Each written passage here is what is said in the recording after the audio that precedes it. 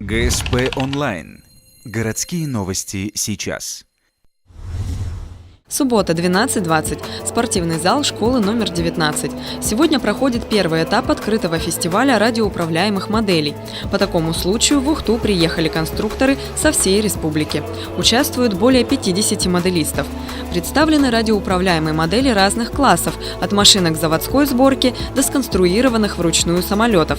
В каждой категории моделей есть свои ограничения по весу, сборке и другим критериям. Участников становится все больше, и мы уже хотим из более хоббийного уровня перейти к более спортивному уровню. То есть требования уже к участникам и к моделям у нас довольно-таки возрастают очень сильно. Самолеты зальные будут летать, они должны весить не более 300 грамм. То есть это в плане и безопасности делается, чтобы, не дай бог, если в кого-то модель попадет, чтобы увечья не нанести.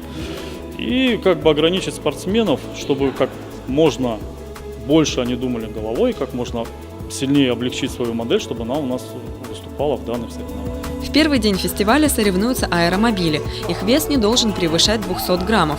После проверки каждой модели на соответствие требованиям участники выходят на старт. За 5 минут они должны сделать максимальное количество кругов по трассе. За каждым мобилем закреплен судья, который отслеживает ход гонки.